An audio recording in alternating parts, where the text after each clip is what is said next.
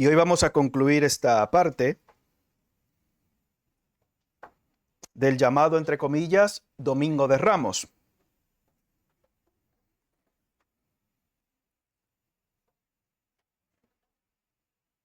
Lo tenemos.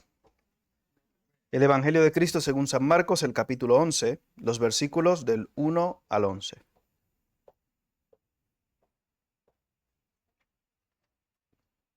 Dice la palabra de Dios. Cuando se acercaban a Jerusalén, junto a Betfagé y a Betania, frente al monte de los olivos, Jesús envió 2 de sus discípulos y les dijo: Id a la aldea que está enfrente de vosotros, y luego que entréis en ella hallaréis un pollino atado, en el cual ningún hombre ha montado. Desatadlo y traedlo. Y si alguien os dijere: ¿por qué hacéis esto? Decid que el Señor lo necesita y que luego lo devolverá. Fueron y hallaron el pollino atado afuera a la puerta, en el recodo del camino, y lo desataron. Y unos de los que estaban allí les dijeron: ¿qué hacéis desatando el pollino? Ellos entonces les dijeron como Jesús había mandado, y los dejaron. Y trajeron el pollino a Jesús, y echaron sobre él sus mantos, y se sentó sobre él. También muchos tendían sus mantos por el camino, y otros cortaban ramas de los árboles y las tendían por el camino. Y los que iban delante y los que venían detrás daban voces diciendo: Hosanna, bendito el que viene en el nombre del Señor. Bendito el reino de nuestro padre David que viene. Hosanna en las alturas. Y entró Jesús en Jerusalén y en el templo, y habiendo mirado alrededor todas las cosas, como ya anochecía, se fue a Betania con los 12. Que el Señor nos bendiga en esta mañana barra tarde con su palabra.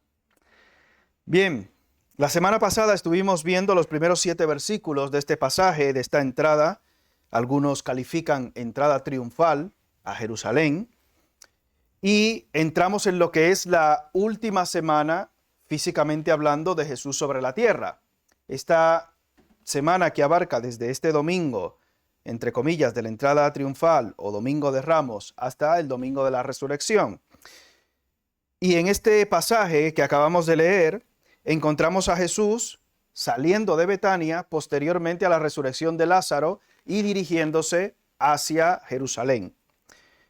La semana pasada decíamos también que había 3 fiestas judías esenciales o primordiales, lo cual producía o provocaba que en Jerusalén, en estas fiestas concretas, la fiesta de Pentecostés, la de los tabernáculos y la Pascua, hubiera una gran cantidad de peregrinos allí de manera presencial. Y Flavio Josefo, en el primer siglo, historiador judío, decía que para esas fechas se reunían aproximadamente en Jerusalén unas 2 millones, en algunos escritos he visto entre 2,5 y 2,7 millones de personas. O sea, imagínate tú qué tan normal sería que cuando Jesús nace, dice, no había lugar para ellos, ¿dónde? En el mesón, estaba todo lleno. Como pasa en verano en las zonas costeras, por ejemplo, de aquí de España, que si no te da apuras con tiempo, si tienes la intención de ir de vacaciones o lo que sea, la mayoría de los sitios está casi todo lleno, etc. Pero bueno, en este lugar, en Jerusalén y en los alrededores también, todo lo que fuera alrededor, estaba lleno por esa gran cantidad de personas. Son muchas, 2 millones o más de personas. Decíamos también que en este pasaje que leímos y que repasamos un poco los versículos del 1 al 7, encontrábamos que los discípulos obedecieron a Jesús. 2 de ellos, no sabemos exactamente si eran Jacobo o Juan u otros 2, la Biblia no da sus nombres. Se puede intuir, pero no, quizás no es demasiado relevante tampoco, por eso no da tampoco la Biblia sus nombres. Los discípulos obedecen. Los dueños del asno o del pollino también obedecen a Jesús, porque cuando preguntan le dicen: ¿a dónde vais con el pollino? Le dicen: el Señor lo necesita y luego ¿qué? Lo devolverá. Obedecen. El pollino, el asno indómito, un asno en el cual nadie se había subido anteriormente, como dijimos la semana pasada. No sé si algunos de ustedes han visto cómo se doman este tipo de animales de carga, ¿no? Que hay que subírsele a alguno y pelearse ahí con él, etcétera. No vemos aquí en la Escritura, en el versículo 7, que Jesús porfiara en ningún momento con el pollino.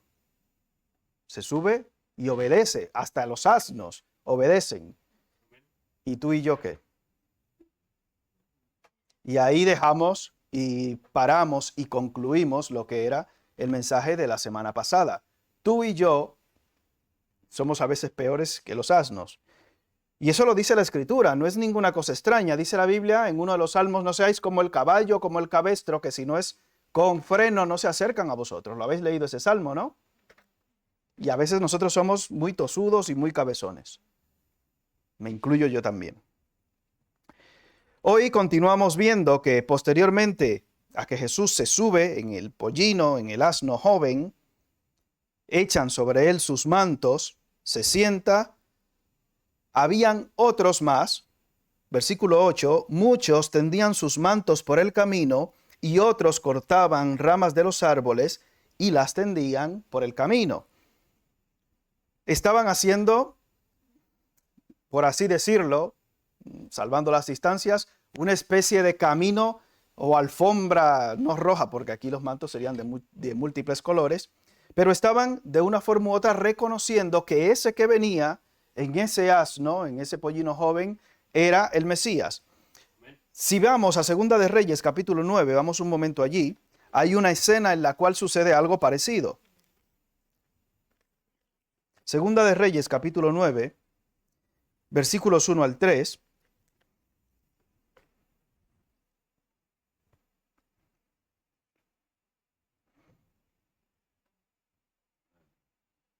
Segunda de Reyes, deje un dedo ahí en Marcos, porque siempre iremos como referencia a Marcos. Segunda de Reyes, capítulo 9, versículos 1 al 3 y luego del 11 al 13. Aquí hay un caso bastante curioso y llamativo, pero en el cual se aplica esta misma estrategia de tender los mantos o el manto, etc. ¿Lo tenemos? Entonces el profeta Eliseo llamó a uno de los hijos de los profetas y le dijo: ciñe tus lomos y toma esta redoma de aceite en tu mano y ve a Ramot de Galagad. Cuando llegues allá, verás allí a Jehú, hijo de Josafat, hijo de Nimsi, y entrando haz que se levante de entre sus hermanos y llévalo a la cámara.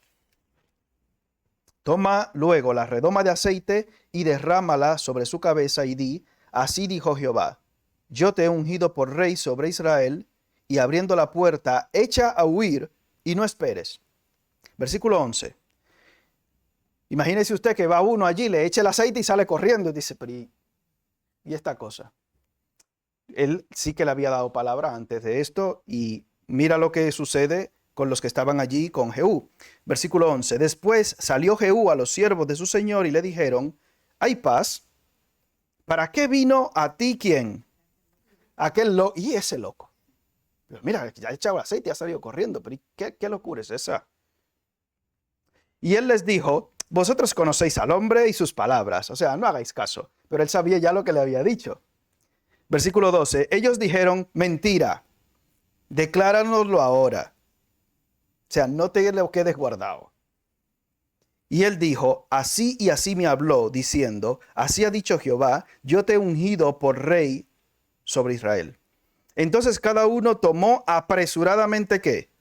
Su manto y lo puso debajo de Jehú en un trono alto, y tocaron corneta y dijeron: Jehú es rey. Era una forma de reverencia y de respeto.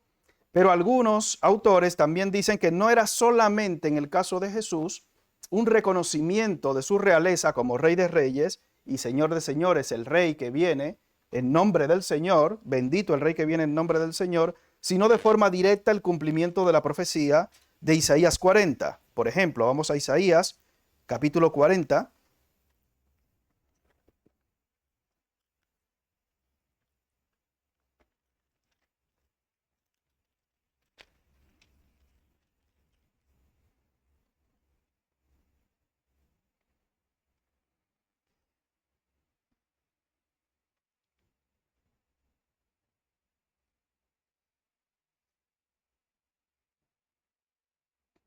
Versículos del 1 al 5. Dice la Escritura: consolaos, consolaos, pueblo mío, dice vuestro Dios. Hablad al corazón de Jerusalén, decidle a voces que su tiempo es ya cumplido, que su pecado es perdonado, que doble ha recibido de la mano de Jehová por todos sus pecados. Vos que clama en el desierto, preparad camino a Jehová, enderezad calzada en la soledad a nuestro Dios. Todo valle sea alzado y bájese todo monte y collado, y lo torcido se enderece, y lo áspero se allane. Y se manifestará la gloria de Jehová, y toda carne juntamente la verá, porque la boca de Jehová ha hablado. Como ustedes saben, en aquel tiempo asfalto había poco. Había poco asfalto. Hablaba ayer con este era un ex compañero de aquí, de trabajo, y él me contaba que en su época jugaban mucho al fútbol en las calles y demás, pero que todo estaba encharcado y lleno de lodo. Aquí en España en los años 90, 80 y pico, bueno, no hace tanto. Imagínate tú en aquel tiempo cómo irían por el camino, ya sea por el polvo, por el lodo, etcétera, si ibas caminando descalzo, bueno, descalzo no, si ibas caminando por algún camino de tierra o el animal en el cual tú ibas, normalmente cómo iba a estar ese animal si iba pisando en barro o en lodo. Iba a estar poco presentable, como a veces andamos algunos con los coches un poco sucios, así. Pero cuando ellos hacen el acto de tender sus mantos, de tender ramas, etcétera, parte de ese objetivo es que ese animal, que es el medio de transporte que representa al rey que ellos aclaman, llegue en las mejores condiciones y limpieza posible. No es algo que solamente va de casualidad, y aquí habla de lo áspero se allane. Algunos decían que como había estas dos multitudes, que aclararemos un poquito luego, había dos multitudes en Marcos, como menciona, todos ellos fueron tendiendo un camino lo más llano posible. Todo lo áspero se allane. ¿Para qué? Para la entrada del rey a la ciudad. Y así iba este animal en el cual se transportaba y el resto del séquito de la manera más pulcra posible y mejor representada para entrar a la ciudad del gran rey. Y esto también podría ser una explicación para decir que ellos estaban preparando ese camino, como ya lo hizo Juan el Bautista, en el sentido espiritual, según menciona el versículo 3 de el libro de Isaías en el capítulo 40. Recuerdan, ¿no?, ese pasaje. Vos que clama en el desierto, preparad el camino de Jehová, enderezar calzada en la soledad a nuestro Dios. Es una profecía que se cumple en el aspecto espiritual también y en lo físico con respecto a Jesús, y puede tener sentido ver que todos ellos tendieron e hicieron un camino lo más limpio posible para Jesús y para que entrara de una manera lo mejor representada posible. Algo quizás como se hace hoy en día con los políticos, que se les paga un sueldo significativo y se les da escoltas y facilidades para que representen al país al cual presiden. Pero ellos hacían esto en cumplimiento de la profecía. O como seguiremos leyendo posteriormente, en el versículo 25 y 26 del Salmo 118, vemos que esta exclamación de ellos no es simplemente una casualidad. Volvemos a Marcos.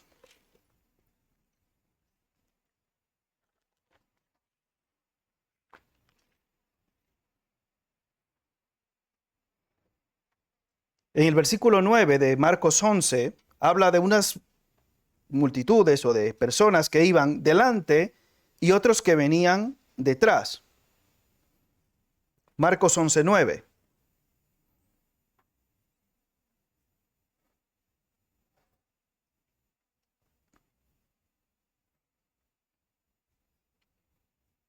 Y esto dicen que de este grupo de personas que venían delante eran los que salían de la ciudad, que estaban allí pendientes de Jesús para recibirle, y que los que iban detrás, o sea, que venían con él también, eran aquellos que habían salido desde Betania al ver, como ustedes recuerdan, en la resurrección de Lázaro en San Juan capítulo 11, los milagros y este gran milagro que Jesús había hecho. O sea, estas dos multitudes, los que salían de la ciudad a recibirle y los que venían con él, coinciden y se juntan ahí en la puerta y comienzan a clamar de la siguiente manera: Hosanna, bendito el que viene en el nombre del Señor.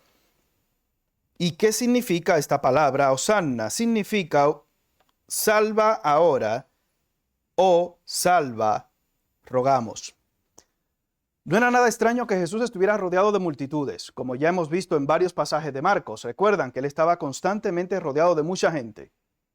Siempre o casi siempre vemos a Jesús rodeado de multitudes y tenía Jesús que escaparse y esconderse para poder tener tiempos privados con sus discípulos o para meditar y para orar, y tenía que hacerlo en la noche, en la madrugada y amanecer, porque si no era así la gente no le dejaba. Y entendemos a las multitudes hasta cierto punto, porque si está ahí Jesús, el hacedor de milagros, el que todo lo puede, etcétera, y el que me va a resolver mi situación o mi problema, obviamente yo voy a estar persiguiéndole por todos los lados. Es obvio entender en el aspecto humano a las multitudes. Pero con respecto a esta palabra, a la palabra Hosanna, por ejemplo, Hendriksen, y a esta expresión que ellos utilizan para referirse o para exclamar en este caso a Jesús, dice que la actitud de la gente respecto a Dios en este momento sería algo como esto: te suplicamos, oh Señor, sálvanos ahora. Danos ahora la victoria y la prosperidad, porque por tu bondad la hora esperada ha llegado. Y por eso ellos en esta palabra mezclaban aspectos de súplica y de adoración. Por fin, Señor, llegaste. Y esto quizás contrasta con la palabra que utiliza o con la frase que utilizan las hermanas de Lázaro cuando le dicen: Señor, si hubieras estado aquí, no hubiera muerto mi hermano. Señor, llegaste tarde. Jesús nunca llega tarde. Amén. Jesús nunca llega tarde. Si vamos al Salmo 118, yo creo que sería un poco sorprendente y hasta nos debería dar temor y temblor el ver cómo Jesús cumple de manera milimétrica las profecías con respecto a él en el Antiguo Testamento. Es casi milimétrico, por así decirlo, las cosas que vemos aquí de Jesús cumpliendo en cada paso que da y en cada palabra. Salmo 118, 25 y 26.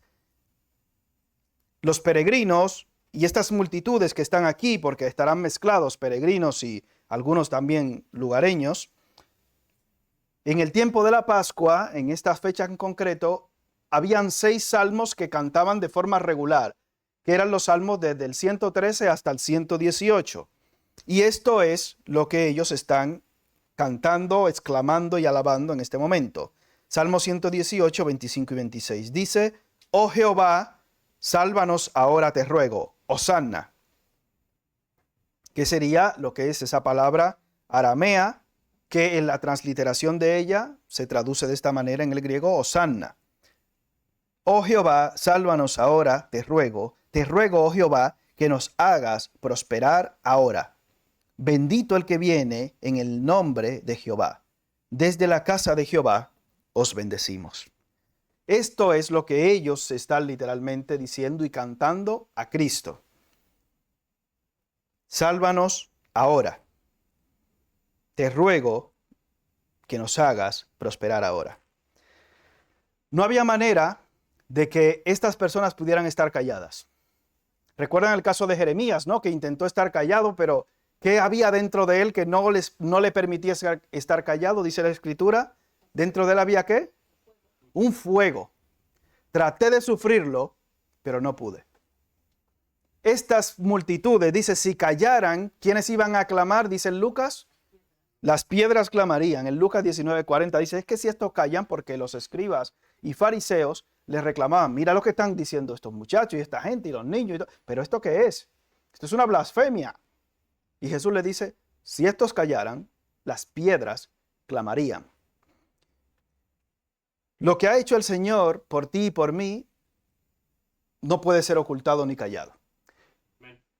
Cuando tú y yo intentamos vivir conforme al mundo o conforme a las multitudes, estamos siendo peores que piedras, ¿eh? Por eso es importante la actividad que tenemos, como les he dicho, el domingo. Será una actividad evangelística. Es para mostrar a otros, clamar a otros como piedras, lo que el Señor ha hecho ya en nuestras vidas. Y estas multitudes, fíjate lo que clamaban. Sálvanos, te ruego ahora. salva ahora, te rogamos. La pregunta es, ¿estas multitudes de qué querían ser salvadas?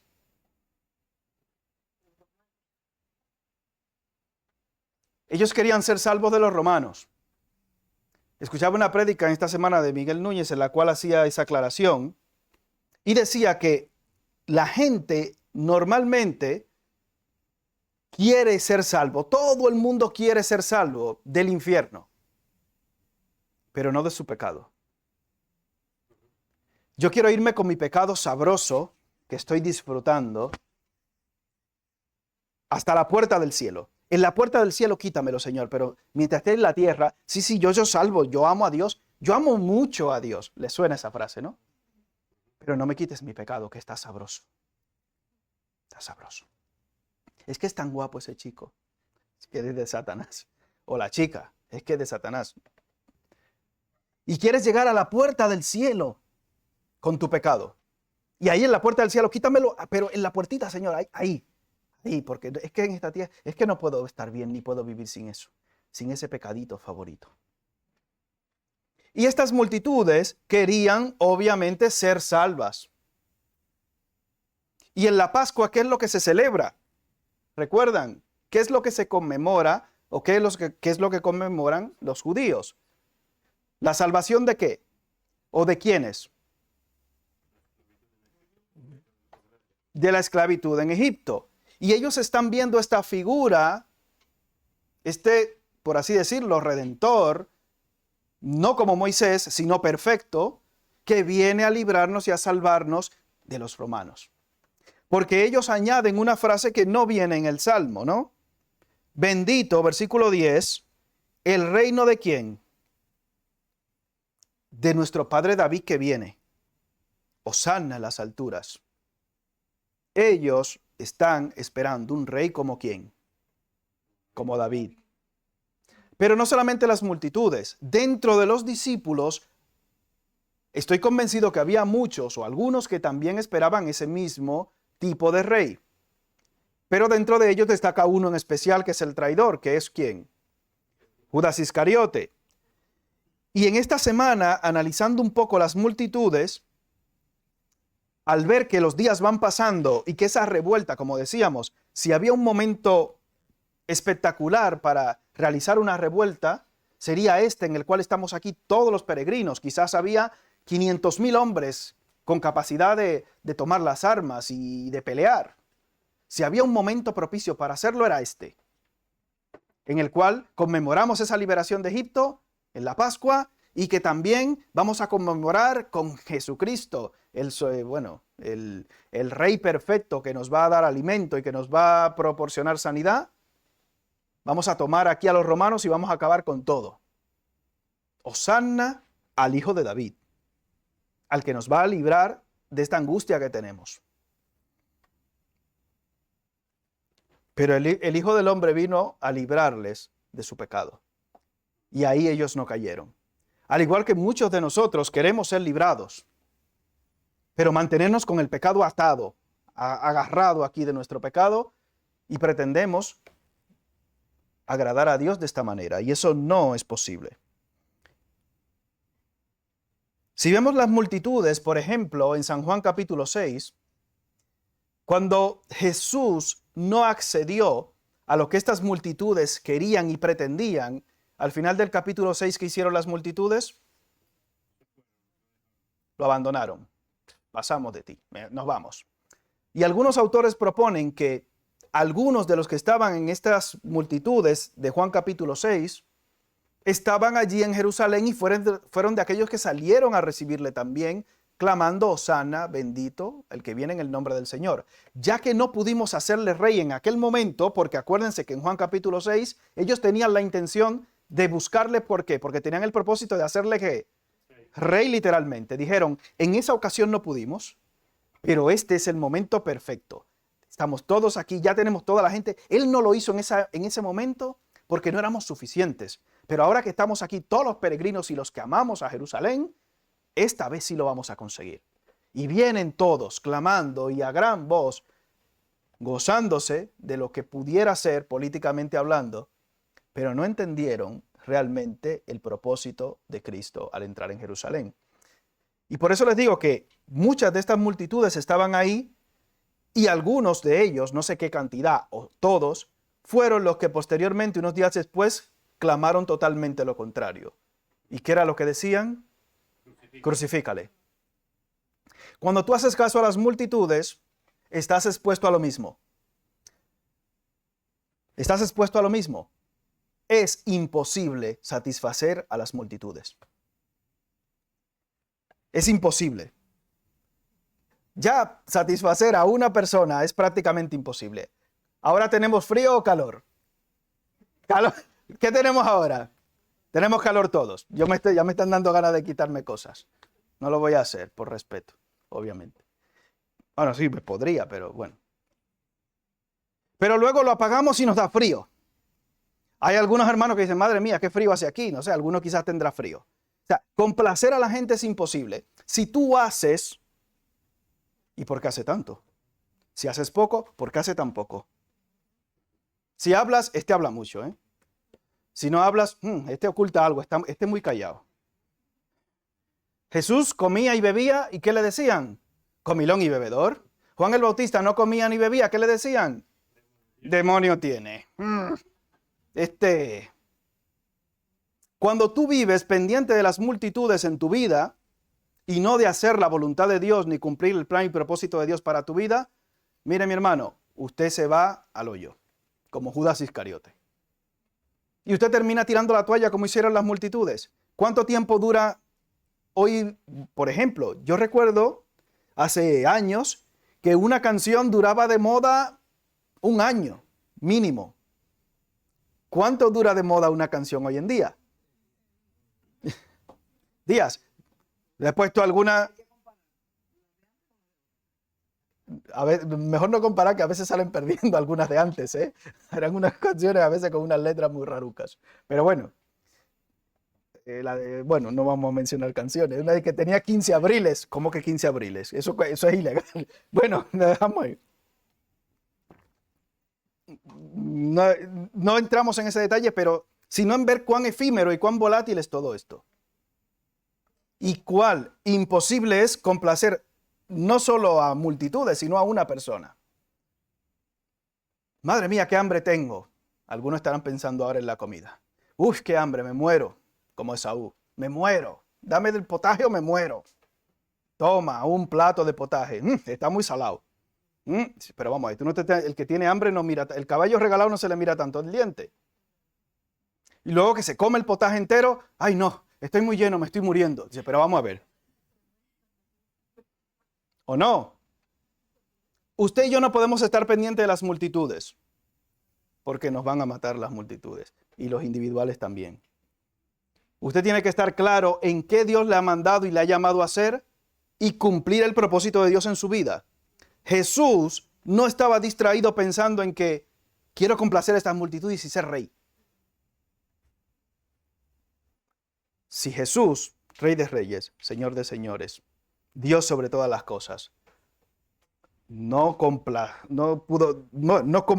no perdió el tiempo, no invirtió más tiempo de lo adecuado intentando complacer a las multitudes, ¿por qué tú sí? ¿Por qué tú quieres conformarte a este siglo? ¿A quién quieres agradar tú? ¿A quién quiero agradar yo? ¿A qué vino Jesús? San Juan capítulo 6, versículos 38 al 40 le dice también a las multitudes. Juan 6, 38 al 40.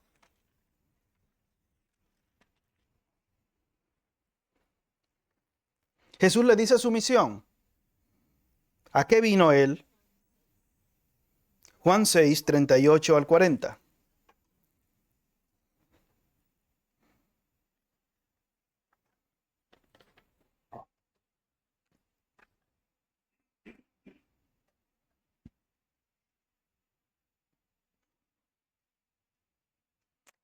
Porque he descendido del cielo, no para hacer mi voluntad, sino la voluntad del que me envió. Y esta es la voluntad del Padre, el que me envió, que de todo lo que me diere no pierda yo nada, sino que lo resucite en el día postrero. Y esta es la voluntad del que me ha enviado, que todo aquel que ve al Hijo y cree en él tenga vida eterna, y yo le resucitaré en el día postrero. Los salvos no se pierden, ninguno. Amén. Y eso deberíamos tenerlo claro. Ahora bien, ¿por sus frutos qué? ¿A qué vino Jesús? A buscar y a salvar lo que se había perdido, a ti y a mí.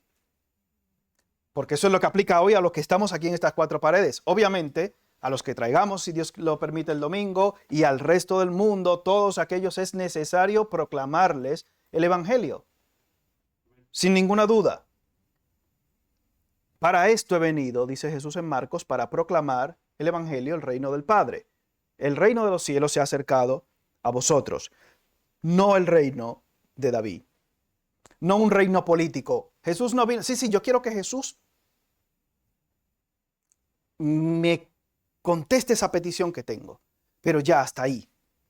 Cuando venía hacia acá, vi un cartel espectacular y he conocido a una señora un poquito mayor ella, pero que me decía, es que yo soy muy devota del divino niño. Soy muy devota del divino niño. Y una foto, no sé si decirle preciosa, de un muñequito en pañales. Una foto grandota en su casa, ahí en su chalet, con el divino niño. ¿Saben quién es el divino niño, no? Que tienen por ahí. Pero claro, es que el divino niño lo tengo allí y el billete de lotería lo he sobado en la barriguita del divino niño. Ese billete de lotería tiene una pinta de ese número. El número es feo. Amén. El número es feo, me dijo ella. Pero lo he sobado en la barriguita del divino niño. No vaya usted a comprar un divino niño ahora para sobar billetes de lotería. Pero claro, si ella es devota del divino niño, ¿qué le reclama o qué le pide el divino niño? El divino niño no habla. No le va a decir que está mal y que está en pecado, ¿no? Y por eso dice, uy, me encanta el divino niño. Pero el Jesús grande que te dice, arrepiéntete de tus pecados. Bueno, pero el divino niño, uy, me encanta. Y por eso en la Navidad usted ve gente muy contenta y tal, porque ha nacido Cristo. Todavía no habla. Así me encanta, un Dios que yo puedo manejar y que me cabe aquí en los brazos. Claro, un Dios pequeñito, un Diosito, como dicen, creo que los mexicanos que utilizan a veces esa frase de Diosito, ¿no? No es un Diosito. No es un Diosito, aunque celebremos y estemos contentos por la Navidad, etcétera, etcétera. Aunque estemos contentos por eso, Jesús no se quedó en un pesebre. Y Jesús vino con el propósito de hacer este trayecto, entrar a esta semana final y morir por nuestros pecados para salvación y redención nuestra. Esta multitud, acuérdense, cuando cruzan el mar de Galilea, al final terminan abandonando a Jesús. Y parte de esta multitud, al final de esta semana, terminan diciendo, crucifícale. Ellos no habían entendido que Jesús es el príncipe de paz. Él no vino a este tipo de guerra, a una guerra física. Antes de Jesús, en el año 4 antes de Cristo ya, se levantaron varios. Uno de ellos se llamaba Ezequías. Por ejemplo, el mismo Gamaliel en el libro de los Hechos relata a un tal Teudas, también Judas el Galileo, que se levantaron con ese propósito de intentar liberar al pueblo. En el libro de los Hechos él da los detalles y dice, parece que eran grandes. Vamos a cerrar con este pasaje del libro de los Hechos.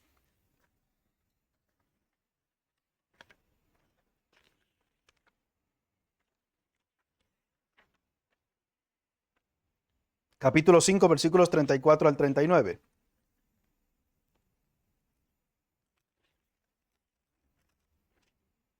Hechos 5, 34 al 39.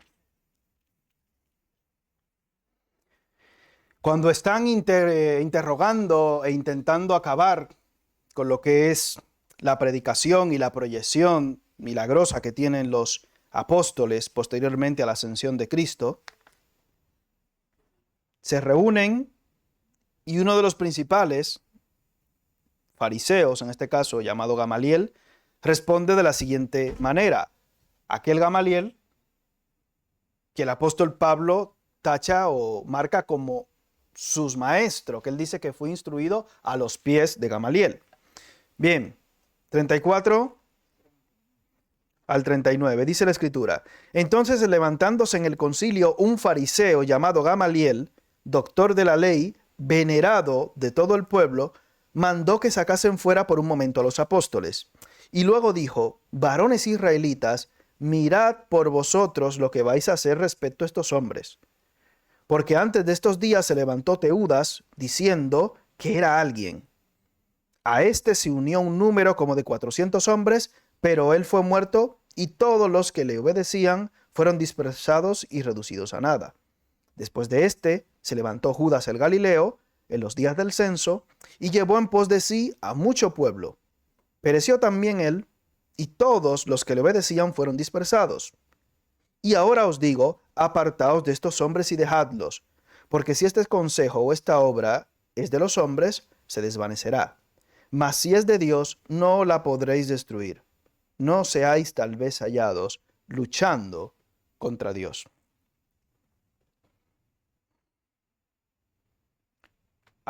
Después que Herodes el Grande muere, se producen estas revueltas, estas rebeliones, intentando aprovechar ese vacío aparente de poder para liberarse del yugo de los romanos. Pero obviamente ninguna de estas cosas funcionaron.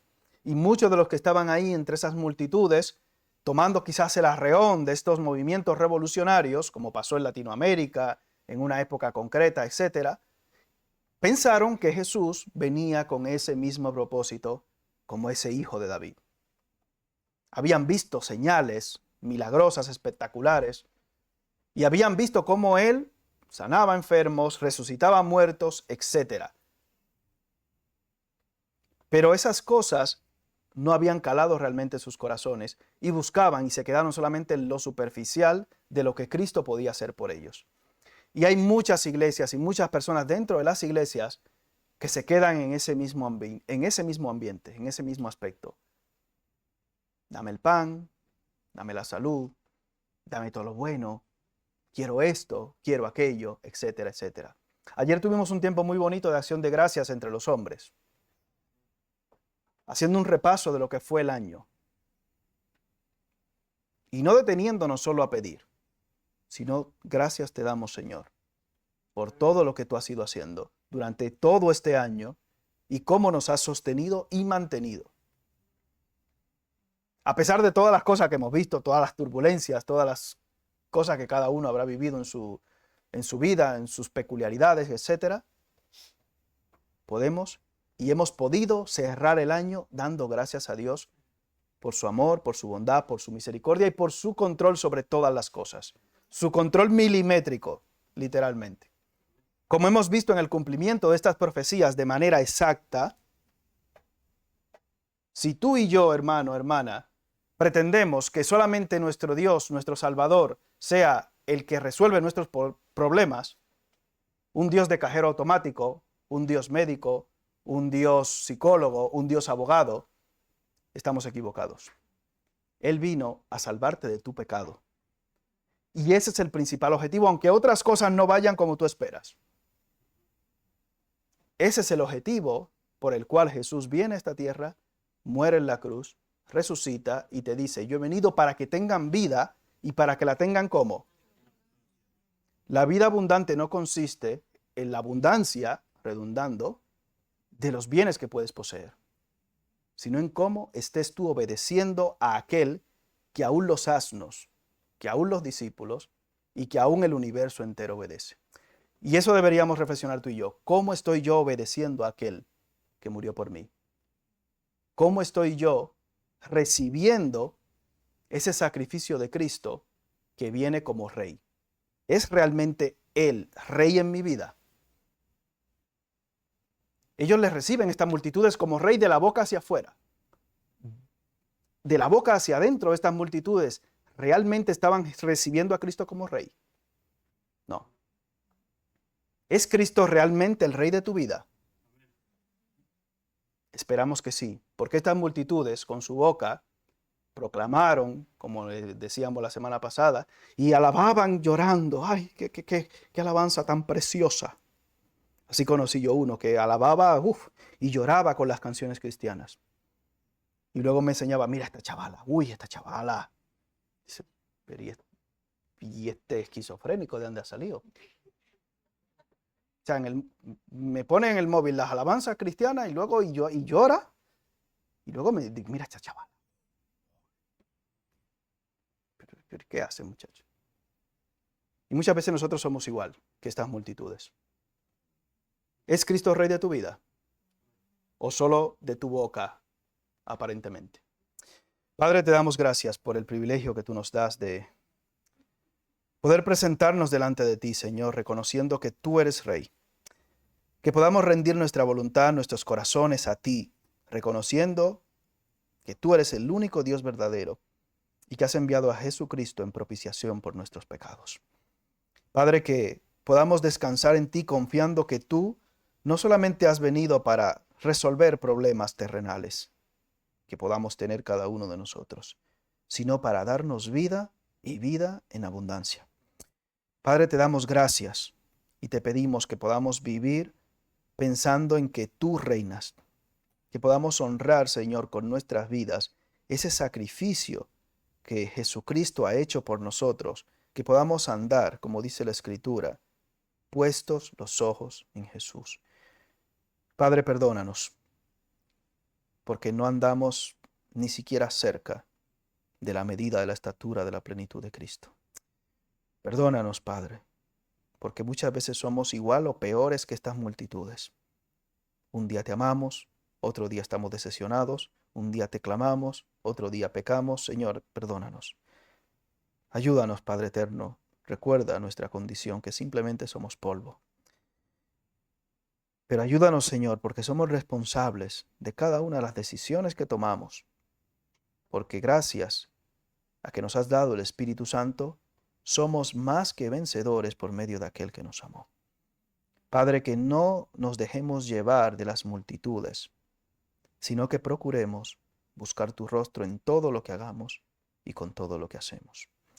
Padre, gracias, porque podemos confiar y descansar en que tú estás en control y que tú eres poderoso para hacer todas las cosas mucho más abundantemente de lo que pedimos o entendemos. Gracias, Padre, porque te vas a glorificar en el resto de esta semana y del año y en la actividad que por tu misericordia tendremos el próximo domingo. En el nombre de Jesús.